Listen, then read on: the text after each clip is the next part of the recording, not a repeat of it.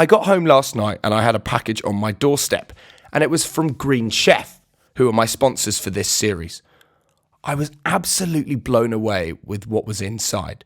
Not only did they have the step-by-step recipe cards in there, but they had all the ingredients and as fresh as you can get them. Last night, I cooked the duck in balsamic glaze, which I'd never tried before. These pre-portioned ingredients allowed me to try this new flavour completely risk-free, and I was able to eat the exact right amount of these ingredients. Not only that, but they had tender stem broccoli.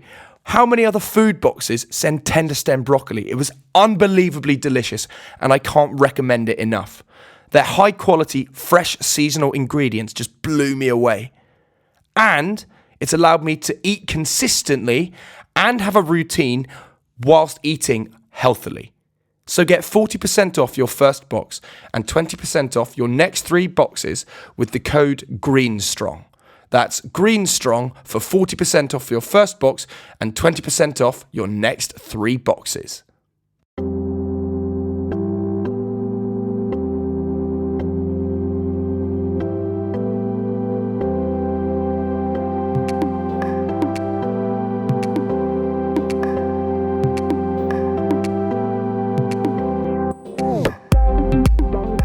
Welcome back to another episode of Headstrong.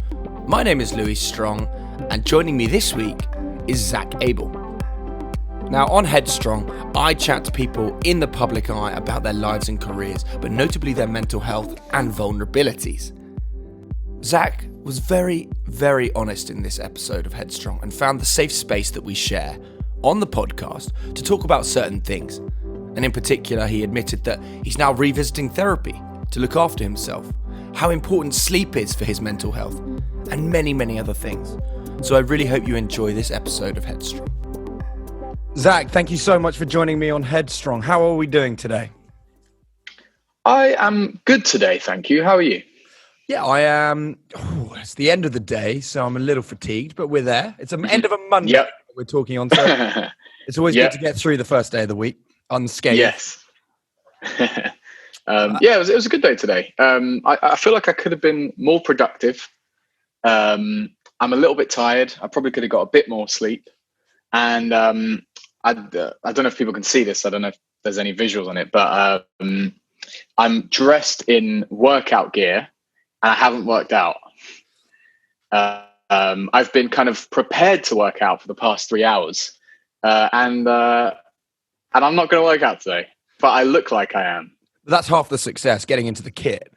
I think it's a pretty successful workout session. Getting stuck in a YouTube hole or something.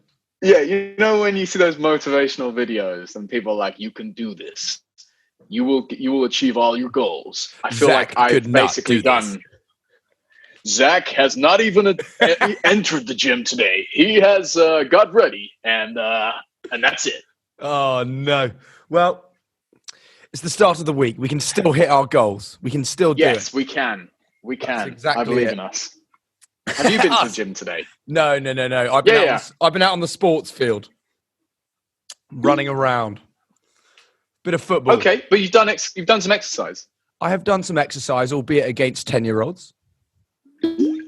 Why were you against 10-year-olds? I'm helping out at school at the moment, so I am. I was taking some footy coaching. And do you know what? They give you a run for your money. it's tough. But anyway, we're not here to talk about that. No. We're here to talk about you. And we're here to talk about your music career. But also, you are a passionate advocate for men's mental health and mental health in general. Yes. And something that you're very in tune with yourself, willing to talk about. And I think you, therefore, are a marvelous fit for what Headstrong stands for as a podcast, and someone that I'm looking forward to chatting to. Awesome. So let's kick off in any place that should be the start and discuss your childhood and growing up and your early years. Now, this is a very general question, but what is your earliest memory that you can remember? My earliest memory is driving, or being driven rather, away from the house that I was living in. And I must have been about 3. That is my earliest memory. Being in the car, looking back at the house. Oh, was it a bad memory? No, it was pretty neutral, travel-related memory. Travel-related. That's weird. Mine is travel-related as well. Go on, what's yours? No, quite literally the same.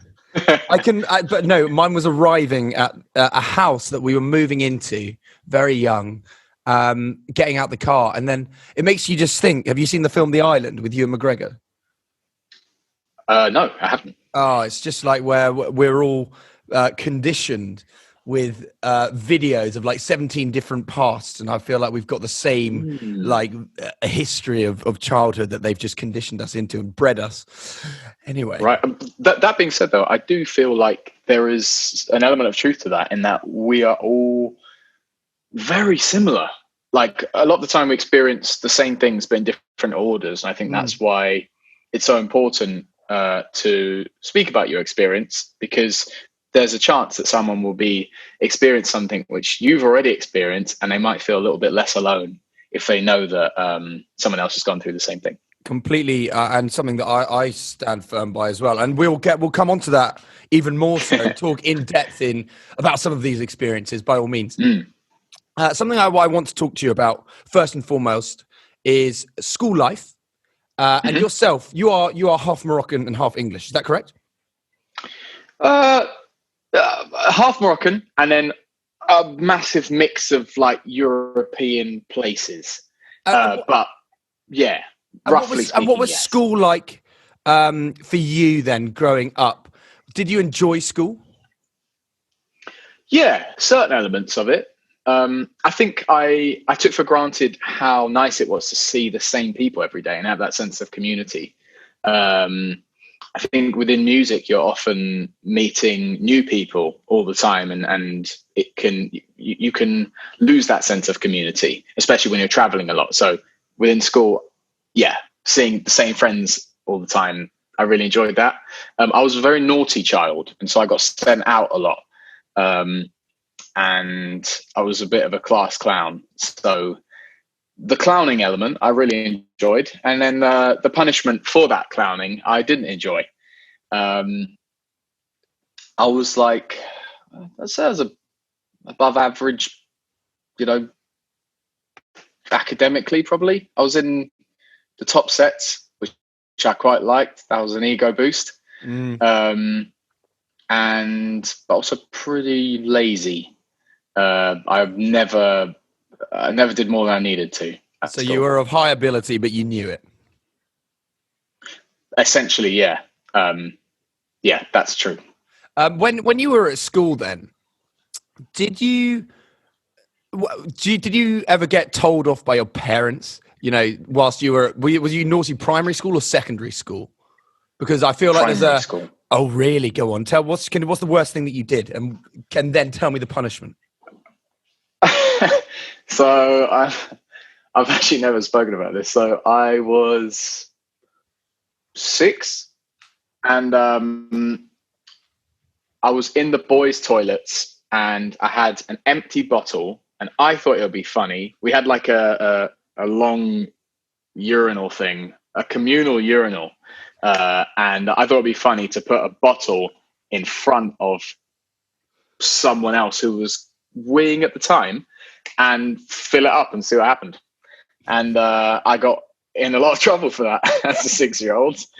I got sent to the headmaster, and also the person who unfortunately was like subjected to my bottle nonsense also got sent to the headmaster, which to this day I think is a massive injustice. They didn't do anything wrong. But those are the kind of things that I would get in trouble for. Go on then. So that's the school end of it. How was it received at home? I wasn't really told off much by my mum. No, it was just me and my mum growing up. Maybe my dad, that would have been quite scary if he told me off. But yeah, I don't think I was ever scared of my mum. And I think maybe that's why I was so naughty. If I'm allowed to, am I allowed to touch on, talk about your father? Because of course he did sadly pass. Yeah, of course. When you during your childhood, and that I can only imagine is incredibly tough during such formative years. And it immediately makes me think of the male role model and what that stands for a young boy growing up, especially through those teenage years. What was that experience like, first and foremost, for you as a grieving process? I know grieving is such a taboo topic to talk about, but I feel it's so necessary and fundamental to actually talk about it, because as we were just saying, that it's so important to help other people. So if you are happy to talk about it, of course, I'd love you to touch on that. Yeah, I feel like my situation with my dad was slightly unique in that I only saw him maybe once or twice a year, because he lived in Israel for the majority of my life, and in fact the majority of his life.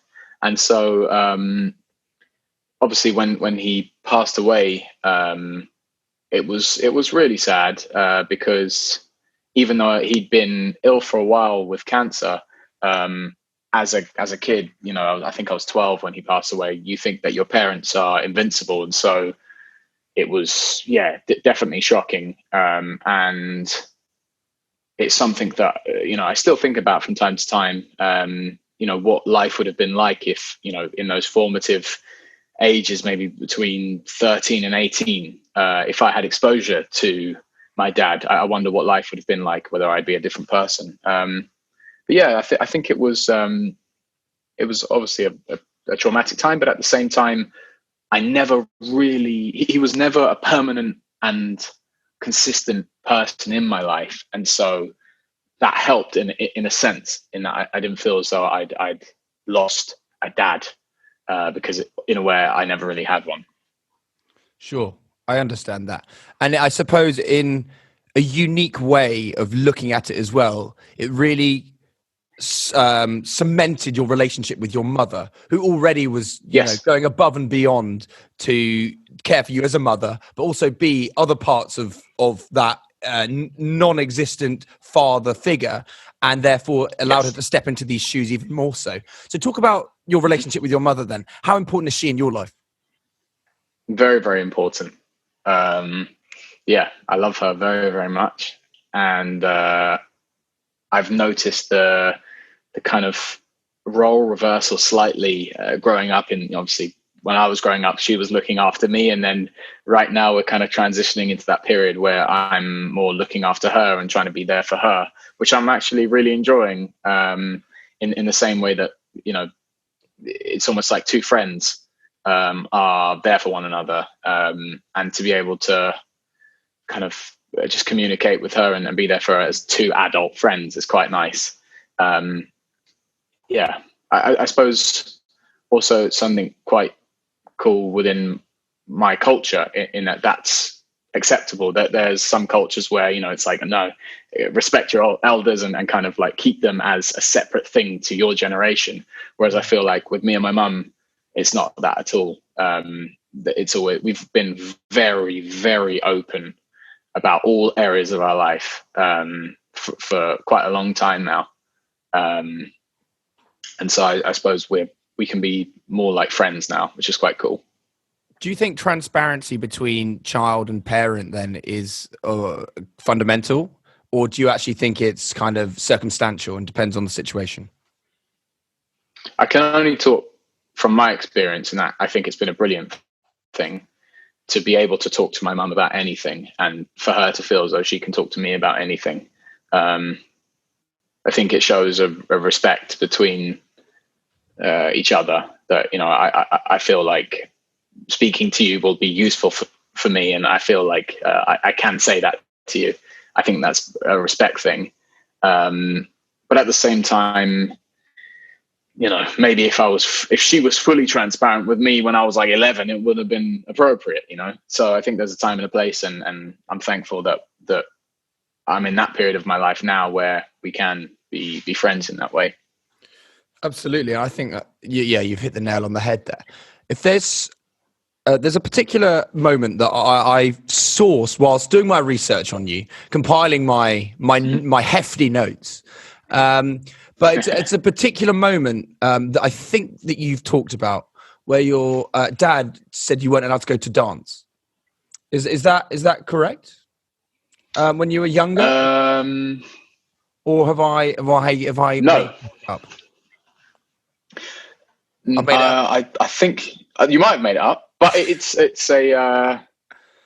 an idea which we can also talk about. Okay, well, it's because I really have made it up. But I was listening to a podcast where, or maybe it was a fictional idea of you talking about when a father says to their child, "No, actually, I don't want you to go and do dance," or something that they don't deem as a male activity, because it doesn't.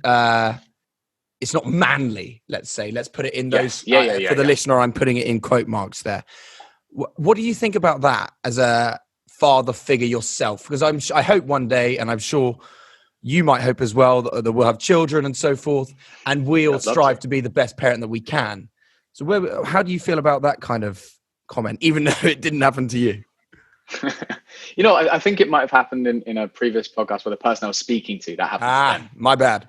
No, all good. I think that societally right now we're moving away from gendered activities, which I think is a good thing. I think as a parent, I'll go along with whatever my kids' interests are, and I'll probably leave it as vague as that, and I won't see a kid's interests as either a masculine or feminine interest. I think that's probably the healthiest way to look at that. No, it's fairly well known as well when you were a kid. And indeed, as you got into adulthood, who am I kidding? You were basically a pro at table tennis here in the UK. I was, yep. Now, this is pretty insane, pretty cool. And I have no doubt many a child would dream of being a professional sports individual, but table tennis even more so. Let's talk about where your influences came to even get into the sport. So I was on holiday and there was like a kids club. I was about 9 years old and I was playing against like other kids my age. And it was like one of the first times I played, and I really liked it. And I beat some of the other kids. And when I got back to London, my mum and I used to live next to a park, and I was rollerblading in the park. This is a slightly long-winded story, but you'll understand it in a sec. So rollerblading in the park, and my mum was like, "I want to go home now." And I was like, "No, I don't want to go home." So I rollerbladed away from her, and I found this guy with two other people running to a tree and back, racing, right? And I don't know why, but I went up to this guy and I was like, "Hey, can I join in? Can I race you as well?" And he was like, "Yeah, all right." He was like 24. I was 9. And as I'm racing him, I'm like, "So what do you do for a living?" And he's like, "Oh, I'm a table tennis coach." And I was like, "I'll beat you at table tennis." I had a lot of self-confidence as a 9-year-old, cockiness, you might even call it. And by this point, my mum caught up to me, and then the guy, whose name is Eli Barati, he was like, "Oh, Zach should come to this exhibition I'm doing at this local kind of youth club." And so I went down. My mum took me, and realized how bad I was at table tennis, because obviously I'd had no training. And I think it was one of the first times I was like not good at hand-eye coordination sport. And that really spurred me to like go to classes and try and get better. And yeah, so I went, a few times a week, and by the age of 11, I was ranked number 1 in the country for my age group. What a story! I love that. I mean, I love the how outgoing and ambitious you are as a 9-year-old. Just, Mom. So, what do you do for a living? I'm just going to chat to this dude. Hello. Yeah. Brilliant. That's brilliant. But transitioning on from that, ultimately, table tennis led you to the career that you find yourself in now. Yes. Yeah, in the sense that you wrote, or I believe you wrote your first song because after a table tennis game. Is that right? I wrote my first song when I was 14, Yeah. and it was called Haze. And basically, it was about me not knowing which school I was going to go to. I wasn't sure whether I should go to like a sports academy and like do table tennis, or stay at this private school where I had a full bursary to go there. And the whole thing was quite overwhelming. And that was basically a really cathartic experience and got me into songwriting. Where does it stand for children? I know it's probably slightly different nowadays with the way that technology is advanced, but making those fundamental choices, because was that choice left up to you? That is an extremely difficult life choice, and one that probably shouldn't weigh on your shoulders. Yeah, I do think about that sometimes. It was down to me, and some people may think, no, your mum should have intervened. My mum should have intervened and said, no, you're going to do this, and not, there's no question. And I'm sure some parents would have done that. My mum was very, supportive, and in a way, like, let me make my own mistakes, and just quite encouraging that, if that's what I wanted to do, she'd support me. Obviously, she was a bit gutted that I was going to be leaving such a good school, especially one which I think the fees are probably like, I don't know, 15 grand a year or something. And I was getting it for free because we couldn't afford the tuition. But then again, I had to do that. And I think if I was raising kids, I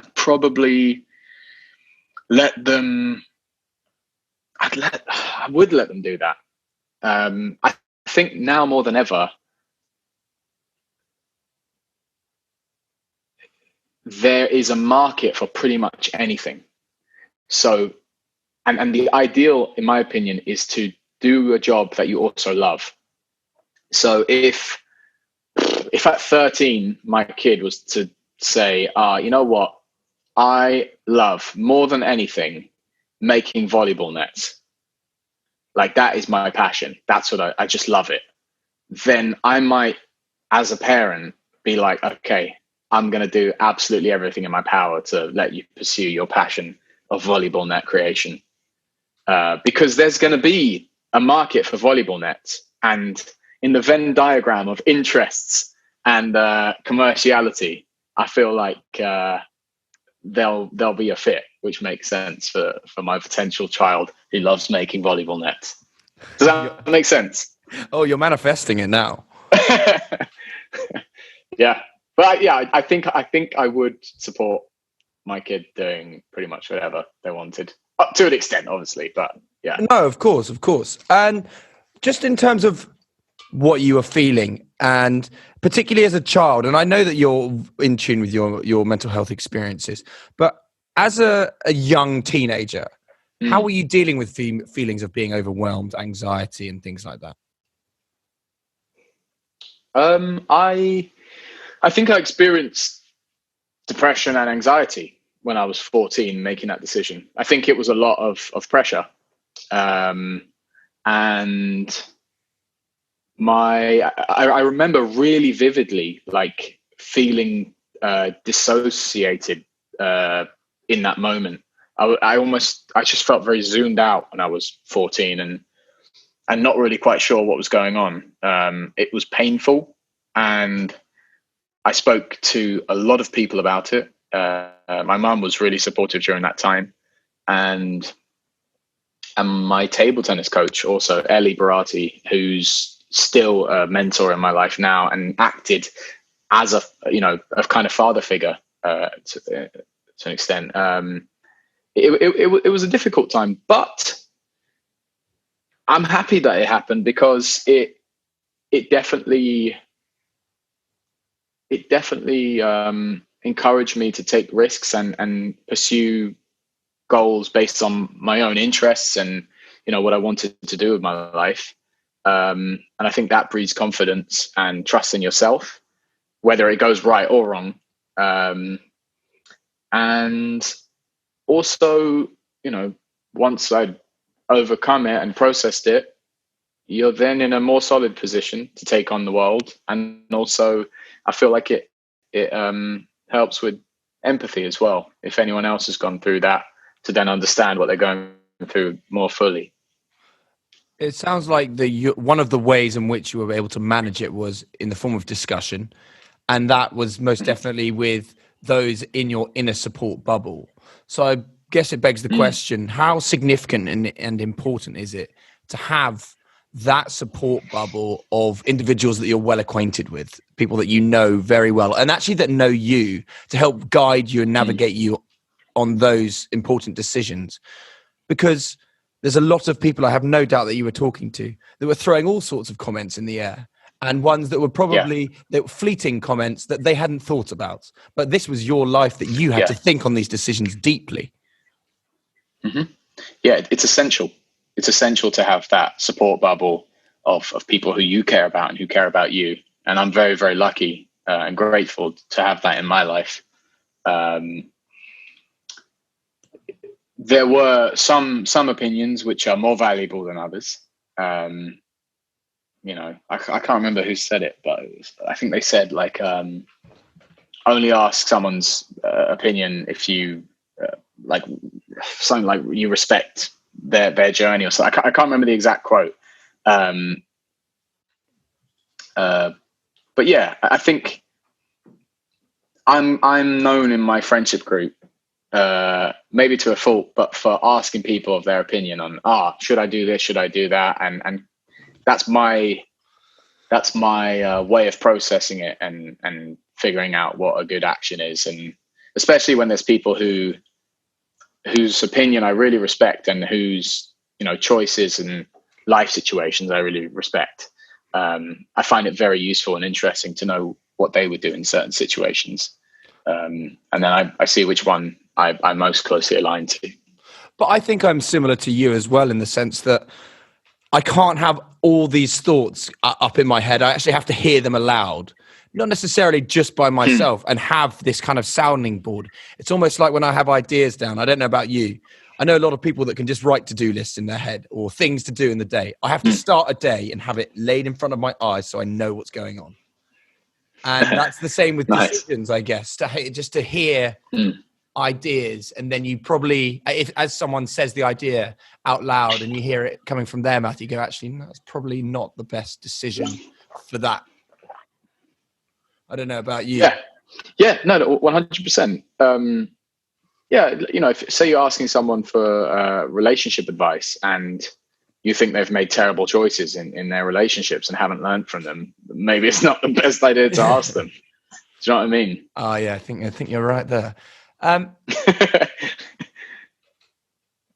With music then, what did you seek in music that helped comfort you, or indeed make you feel like you could put your thoughts into a song? Because I teach English as well, and it's poetry, and it's used as a way to express opinion and express emotion. What did you find in the creation of music?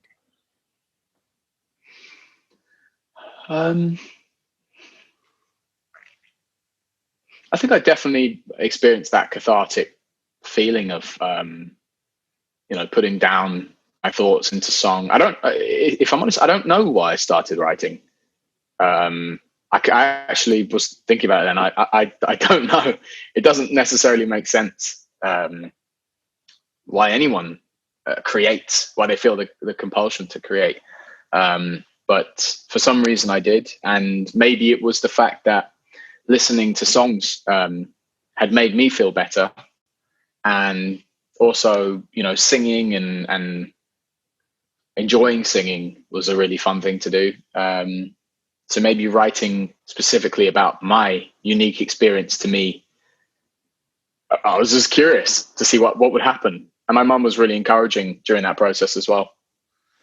You've nailed it with music, like listening to music, and also like singing, even if it's as small as singing in the shower. It's that the way that certain feelings are emitted in you, like endorphins, and the way that you feel, it does make you feel better.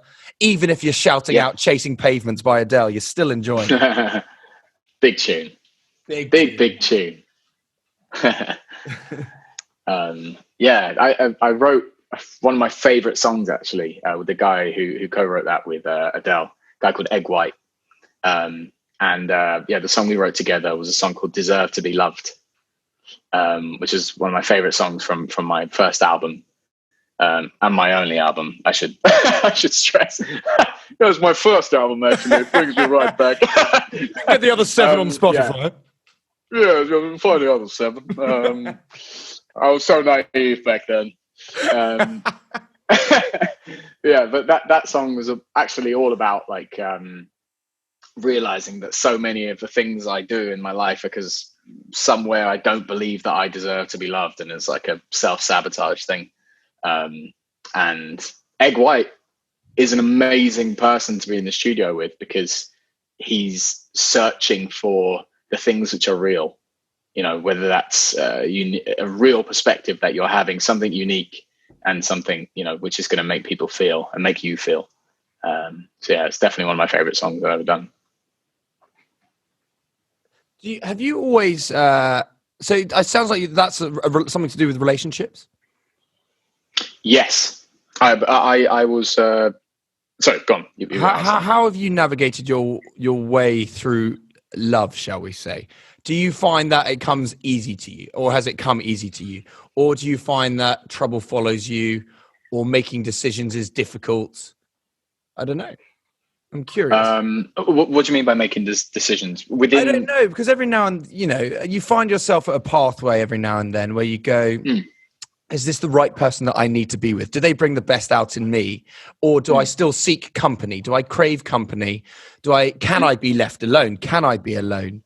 Because it's obviously everyone is different. Whether you're an introvert, you're an extrovert, whether you like company, whether you don't. I don't know how you feel about that. So I would say at times I'm an introvert, and at times I'm an extrovert. I think generally speaking, I'm an extrovert. I love company. I live with my flatmate. Live with like school friends who are my flatmates, and I love just joking around and someone always being there in the flat like that. I really enjoy that. In terms of whether love has always been easy for me, no, I wouldn't say it has. I think growing up not in a 2-parent household, I wasn't exposed to examples of good relationships, I suppose. No disrespect to my mum. I love you, mum. Or a traditional relationship, I suppose, is what you're probably going on with. Yeah. Or just seeing like an example of a healthy relationship. I wasn't exposed to that growing up. So that might have played a part in it. I think also I was quite a late bloomer growing up. So like I started puberty really late compared to other dudes in my year. And so they had more confidence in themselves and were more successful when it came to love. And so I kind of felt like a bit of inadequacy when it came to like confidence with girls. And that kind of stuck with me until I was about 18, really. So from, I suppose, 14 to 18, maybe 13 to 18, I always felt as though like I had to impress people and like try and make them like me. And I suppose that was coming from a place of like low self-esteem. And so, I think that took a while to kind of change. And I don't feel like that now, but I definitely did. The years you just said, 14 to 18, I mean, it's a learning process. That's where we make our mistakes and that's where we learn from them. Yeah, definitely. Now, a song that we have to talk about, it is an absolute banger. And I absolutely love it. And congratulations on what is actually an incredibly powerful message, being Less of a Man. Oh, thank you very much. Discussing aspects of toxic masculinity and exposing ultimately the intricate details and truth of some some things that certain people expect of what a man is, and ultimately telling people that that's not the case. And it sounds like the stance in which you take, obviously, because you wrote the song. Yeah, definitely. I think it comes from my experience of being a male person growing up, having expectations of how I'm supposed to be, and not necessarily fitting into that growing up. And then that led me to question, okay, well, is that actually how a man should be? Are there other variations of how men can be? And what's true here? Let's think about it a little bit and write about it. And yeah, I think going back to one of the first things you said, which was about if I wanted to dance, does that make me less of a man? And in my opinion, the answer is no, because I feel like there shouldn't be, gendered activities. I personally don't even feel like there should be gendered traits.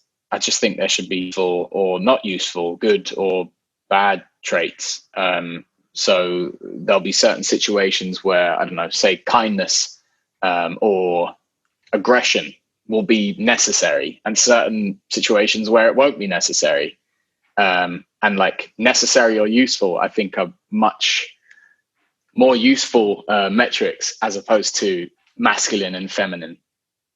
Because what happens when we think about things in terms of masculine and feminine, prime example is one of my best friends is a founder of her own business. And in the past, people have said, okay, some of these things that you do are quite masculine. And when we think of terms like assertiveness and accountability, we think of them as masculine traits, right? And she's quite assertive, and she's, is accountable to her own actions, right? Does that make her more of a man?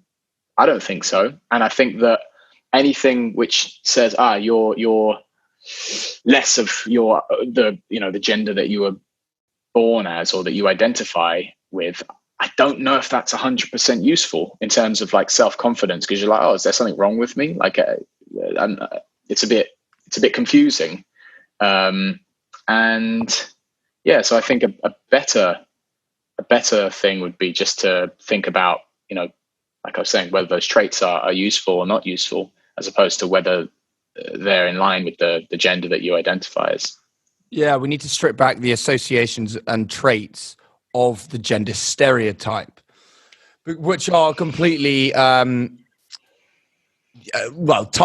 it's a thing of the past. It's what was people used to stand for, and societies, and it goes at the same speed as technology, I suppose, that it's expanding it and developing at such a rate that there are so many concepts and ideas that are outdated now, and gender being one of them, no doubt.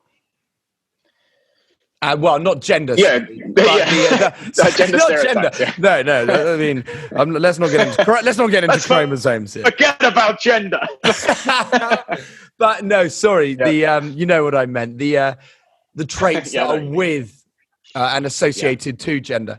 And one that I think is very much associated with not being a man is something that I really stand strong for. And this podcast stands strong for, and it's men being allowed to show their vulnerability, men being allowed to cry, men being allowed to show their emotions. Because for too long, do you hear that suicide is the highest killer of males under 25? And it's because they're embarrassed or ashamed to not talk about their emotions and their feelings to even their friends, but let alone to a professional or anonymously. And that's something that I know obviously is not going to be changed in this conversation, but it's a stepping stone of being allowed to talk about it. Definitely. Why do you think that is, that men feel as though they can't talk about their emotions? I mean, it's difficult for me because I feel like I've always been able to and comfortable to do so. But maybe that boils down to the fact as well, in a similar way, I am an extrovert and I'm happy to talk. But I can only imagine somebody who is an introvert, or even that is might feel slightly awkward. I think they're scared in one way of being judged by be that friends, especially in an all-male group that perhaps have this association again with the stereotype of being a lad and being cool. That's something that I think they find very difficult. And I think ultimately friendships like that, in my opinion, and don't shoot the messenger, anyone who's listening, or you indeed, but I actually think those friendships are fake. Right. Okay. I don't think they stand for anything. There's no depth to that friendship whatsoever. It's a bit of jovial banter with the lads on the WhatsApp group, down the pub. But do you ever actually develop your friendship into anything deeper and more meaningful than that? I don't think so. And so where does the purpose of that lie? I mean, I feel we're all here ultimately, if we only do get one shot at this. You want to enjoy it. Yeah. But if you have that build-up of anxiety or depression or even just feelings of loneliness in any way, shape or form, why can't I talk about that? Why can't I say that to somebody else? What do you think? Well, I think one thing that could be something that's mentioned as well is that, for such a long time, it would be like majority. It's the same thing now. Whenever there's a war, it's like majority men who will go out and fight it. And I mean, we're not fighting any like major wars at the moment, and it's such a long time that we've been kind of in peacetime. But like, I suppose maybe one of the reasons that men are encouraged not to talk about their feelings is that in wartime, there's no point. You're still going to have to do what you need to do. So instead of bringing the vibe down with you and your like troops, maybe it's better just to keep stum and not ruin anyone's day. And that behavior would have probably been rewarded. Just having that stiff upper lip. Yeah. And so I feel like that could be one of the reasons that it's the case, still that, those kind of values and attitudes have been passed down the generations. And, if someone's like crying in the trenches and not doing what they need to do, that's not going to be very productive. And so I suppose those kind of behaviors would have been not encouraged as much, and stiff upper lip would have been more encouraged. But I don't know, we're not living in that time anymore. And it means that we have the privilege to be able to actually optimize our human experience. And as a human being, I think it's inevitable that we're going to feel lost, lonely, upset, anxious, depressed about things from time to time. And a most effective and useful way to deal with those things are good sleep, exercise, sharing how you're feeling with your friends, with a therapist. If you can't handle things by yourself, and that should be something that is encouraged and made available to all human beings, regardless of gender. I know we touched on it at the beginning, and of course did make light comment of it and not exercising and whatnot. But what do you do yourself to maintain your mental well-being? So exercise is really useful.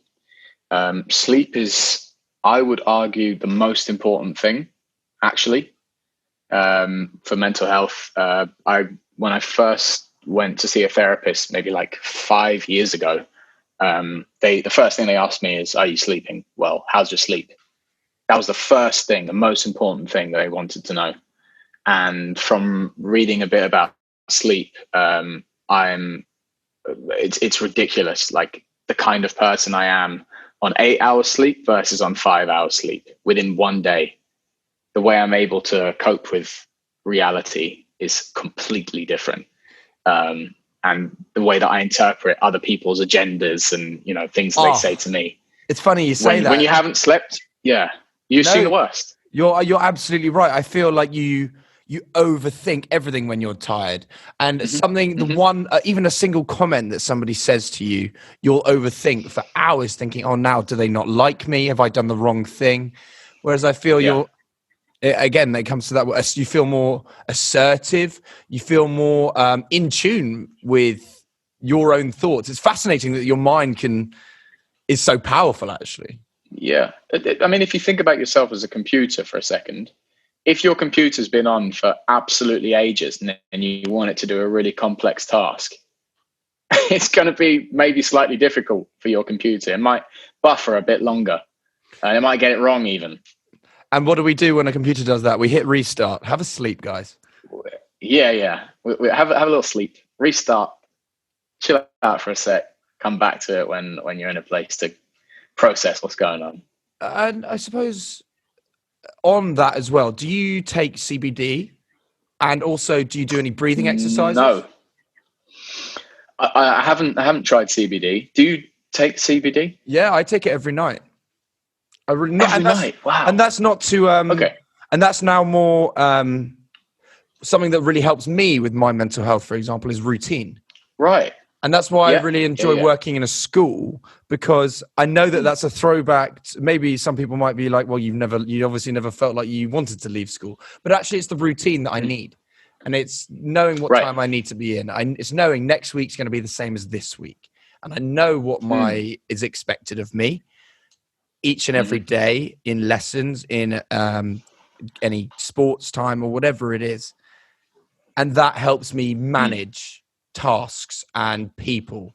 I think if I was still self-employed as an actor, not knowing what it was each day, waiting on jobs, I know I have other things going on like this and fingers in other pies and stuff, but it's not the same for me. Yeah, I agree. Structure is something which can be really helpful in terms of even just something as practical as managing sleep, knowing that you're going to be up at the same time every day, going to sleep at the same time. Can you talk to me a little bit more about CBD though? Because I've never actually looked that much into it. How does that help you? It's very difficult to articulate, and what I will do is I will the sponsors of my last series was a CBD company, and they were 100% British, 100% British CBD company, and they are great. They're not sponsoring this series. Well, they might. Okay. I don't know. Well, they might do after this. They might do, but this bit will be cut. But it's really interesting. It's in no way. And I don't know, I will also cut this as well. It's in no way related to like smoking weed or whatever. It's not like where you really go, like you get mellow or you mong out. It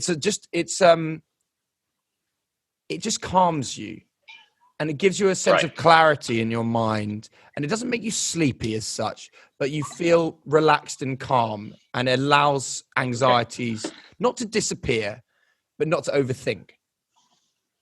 Got you. Okay. It doesn't give you clarity in the sense of, you're like on NZT with Bradley Cooper and you got clear vision of everything. But it's I really would maybe consider trying it for kind of 3 weeks and see how you feel. Because I take it an hour before bed, and it really does help. Yeah, that makes sense to me. I mean, I have coffee every morning or a green tea every morning, so I'm already taking something to enhance my natural life. I think it makes sense to think about that for nighttime as well. When I'm traveling a lot, sometimes I'll take like melatonin just to make sure I get enough sleep for what I'm doing. But that's obviously not something that I'd want to take every day. I'd love to talk about therapy. Basically, it's funny that we're having this podcast today, but I actually just got referred to go to therapy, something that I wanted to do this year, because there are a few things that that I wanted to work through with someone who's a professional, things that have been kind of maybe holding me back a little bit this year and not making life as enjoyable as possible. And it's the first time I considered going to therapy since I first had therapy when I was 21. So it was almost 6 years ago. I thought that was something I'd like to share. Yeah, I think that's really important. And it is interesting you say that. How long's the break been in between therapy? Almost 6 years. Yeah, but sorry, go on. No, I speak to a lot of people on this podcast, and many that have had therapy, and actually maybe in America more so, and American guests. But I personally don't necessarily think that maybe their psychiatrists or what have you maybe deal with it in such a good way, and maybe see it as more of a monetary gain in the private sector. But I almost see counselling and seeing a therapist. It's fine tuning, because it's like going to see a chiropractor. You should see him every week. But no, we don't. We wait until we get a build up, and then suddenly I have a tension headache, and it's been 6 months. I go to the chiropractor, and he goes, "Well, you know what I have, don't you? Because you've been sitting at your desk, your head neck's down like that, and you haven't come to see me."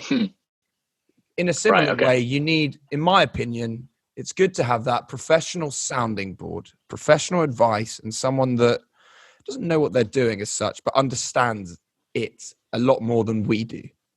If that makes sense. I agree. I also think, whenever anyone's going through a difficult time, there's a tendency for us to think that what we're going through is the most unique thing in the world, and it can be quite nice and also quite realistic for the therapist that you're speaking to be like, oh, this is just another one of those. Here are your options for how to deal with it, and I think that's quite useful as well. Also, when I had therapy before, I only had like maybe 3 sessions or so, but it was very specific to tinnitus and hearing loss. When I was 21, I found out I was losing my hearing, which for a musician is pretty traumatic. And so after I'd had surgery to correct my hearing on one of my ears, I've got something called otosclerosis, and after having the operation to fix it, I developed tinnitus like 24/7 in that ear, and also just my hearing fundamentally changed. And so I started seeing a therapist about that, and one of the life-saving techniques I learned from that whole thing was mindfulness, and that really kind of helped me process what had happened and make sense of how the ringing in my ears and just really helped me. I think mindfulness is something that's really powerful, and again, it's something that I don't know how often you still do it, if at all. But I try and do it at least once a week, and I often try like a meditation. Yeah, and actually, do you know what I started doing? And this is going to sound very strange to many people probably, but I wear an eye mask that has speakers in the eye mask. So now I listen to one every night to go to sleep, and that really helps as well. And that's not because I have struggled to fall asleep, but I go to sleep calm, if that makes sense. I don't know. It allows me to forget everything else and be in a really good headspace when you're going to sleep, because those nights where you're tossing and turning and you're restless and your thoughts are in turmoil. Yeah, I just think that it helps eradicate some of that negative kind of thought invasion. I think that the thing which I learned from it is just that in any given moment there's going to be many thoughts and perspectives that are available to us. So right now we're having this conversation, and you may be thinking, I've left the light on in the bedroom, and what does that mean for me and my environmental impact? I'm a carbon footprint monster.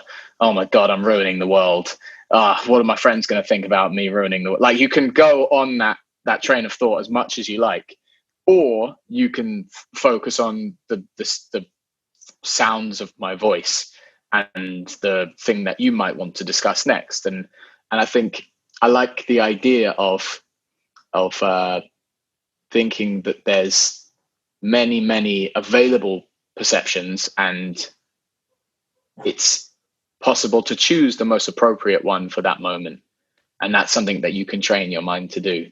So that was especially useful to me when I was experiencing a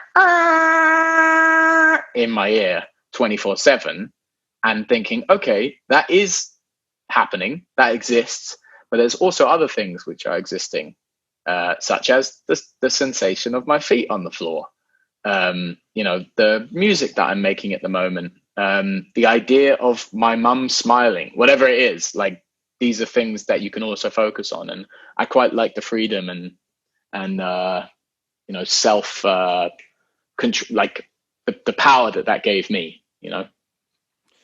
I've recorded a podcast with somebody as well that we talked about tinnitus in great detail, and there's a great tinnitus charity as well, I think. All right. If you're familiar with what's that called? Well, I believe Tinnitus UK, pretty original. Good name. Got a ring to it. Hang on, I'm just going to double check. If they're not using that as a slogan. No, it's the British Tinnitus Association.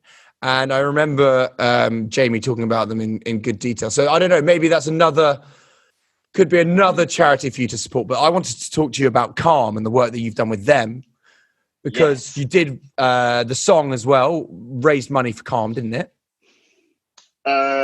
It raised awareness for Calm. And then I previously did a charity walk which raised money for Calm. Indeed. Yes. Do you have any more future endeavours that might involve Calm? Yeah, well, I've got a show coming up at Coco on the 18th of May, and literally just today we got told that we might have a Calm stand at the show, which is quite cool. I've never done anything like that, and so to provide that space for them is really cool. And if any of my fans who are at the show gain any insight from that, that's really cool as well. That is awesome. That is really awesome. No, I like that a lot. So I'm just looking here now. As we kind of unwind, actually,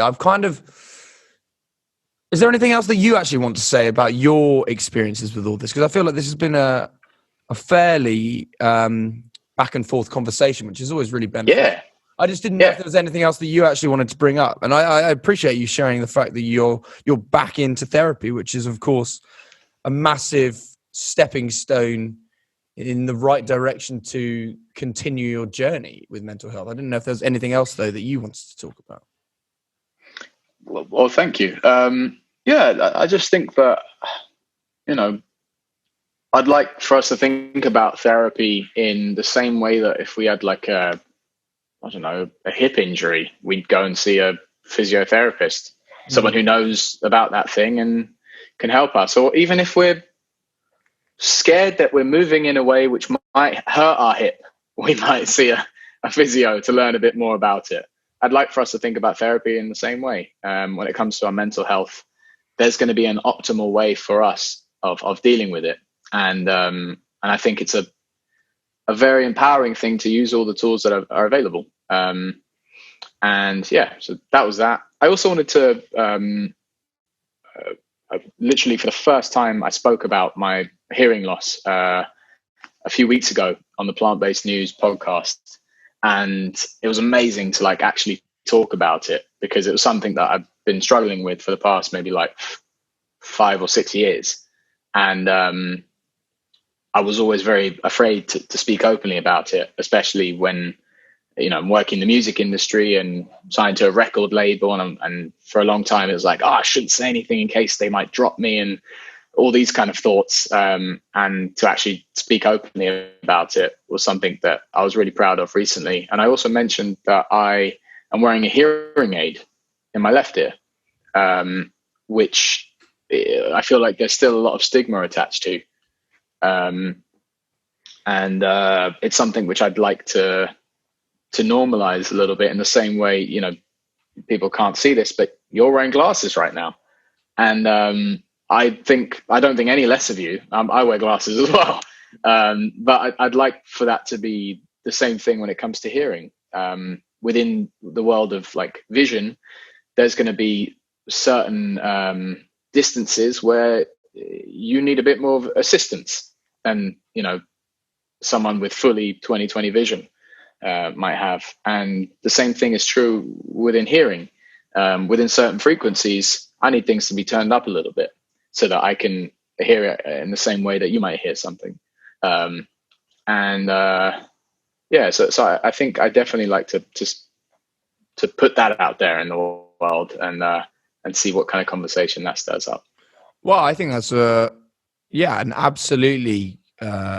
You're right. There is definitely a stigma around that, perhaps, particularly in the youth, and associating a hearing aid to the elderly, and that's an easy parallel to draw for the uneducated, but someone who's quick to rush to a conclusion, let's say. Yeah, I also just don't think there's much exposure to it, because let's face it, it's rare that young people experience hearing loss compared to old people, and I feel like there's less kind of representation of that in mainstream culture. You had it a bit in what's that movie, A Quiet Place, where there's someone with a hearing aid, and that was quite cool. But I definitely feel like it's still kind of like a taboo thing. The fact that it took me 6 years to talk about it means I'm living in a society where there is a stigma attached. I'd like to change that if possible. I know with otosclerosis, I think I found 2 people in the world who were musicians who had otosclerosis. One is Frankie Valli. Oh, yeah. Did you know this? Yeah, I didn't know that, but yeah, I know him. Right, yeah. He's got otosclerosis and had the same operation that I had in both of his ears. And I've tried so many times to get hold of him and ask him questions about it. And when you had the operation on your other ear, did it affect your pitch? Because it really fucked me up for 6 months. I couldn't hear in tune, and even now, my pitch is nowhere near as good as it used to be. Really? It was pretty tough. But just the fact that there weren't that many people who'd had that similar experience, and so if someone else is going through that, I'd love to provide some a tiny bit of comfort, knowing that they're not alone. And anytime I put out music for the past 5 years, I've been putting out music with messed up ears. So people, I'd like them to think, even if I have otosclerosis or I have hearing loss in some way, it's still possible to put out, high quality music, which is, good. And I suppose that brings it back full circle to what you were talking about at the beginning, that there's comfort in, I don't want to say there's comfort in numbers, but it is always better to be going through something with others that are experiencing the same thing rather than doing it on your own.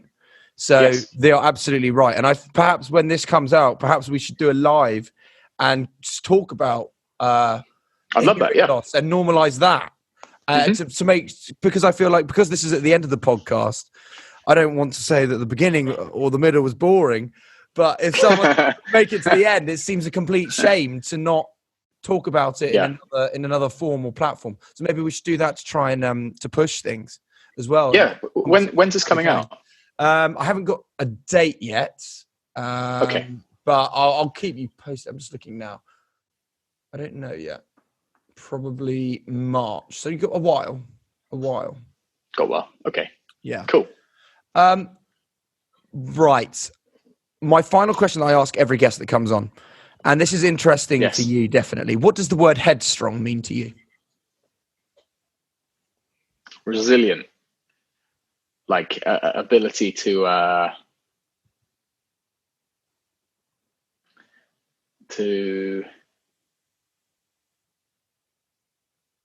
keep going when times are tough and have a good relationship with the world and make sense of the world and keep growing and become wiser and resilient. Yeah, resilient, I think, is the main word. Do you feel you are at a place in your life right now where you are headstrong? Yeah, And the way I define headstrong is to believe in yourself, to talk about your vulnerabilities, but reinforce your self-worth. Yeah, I like that. That's good. That's like that's how I like to talk about it. But yeah. And hopefully in the future we'll both be headstronger. Exactly. And do you know what? I've heard that before, headstronger, and I think they completely right. And I thought I was being super original there. No, Damn. but it is original. It is completely original, because there is no way we're the best that we can be right now, perhaps. But every single day, I could have worked out. But again, if you had 5 hours sleep last night, you're probably beating yourself up about that right now. Whereas I'd like to think that you're probably saying tomorrow's another opportunity for me to work out, rather than saying, I didn't work out today. And that's a mindset shift. I might go and work out right now. Maybe you should. Maybe I will. And maybe even if it's 15 minutes, stuff it. That's better than the 0 minutes currently. Hell yeah. That's what I'm going to do. Oh, Zach, I've really enjoyed this. Thank you very much. Yeah, me too. Thank you very much for having me. And I'll send over my current intro and see if you can get me to write me a new one. All right. Yeah. No, I'm joking. It's the Louis Strong Headstrong. Perfect. A hell of a tune. Thank you. I made it up just now. Don't tell me someone else has come up with that as well. The most unoriginal guy. No. You smashed it. I really enjoyed it. Oh, I really loved it. Thank you. Right. Thank you very much. And that's it for this episode of Headstrong. Thank you massively to Zach for coming onto the podcast and reaching out to Headstrong to join me. If you enjoyed the episode, please do leave a rating, a review, and go hit subscribe. I've got one more episode this series, but I've got a really exciting year planned. Thank you so much, and I will see you next week.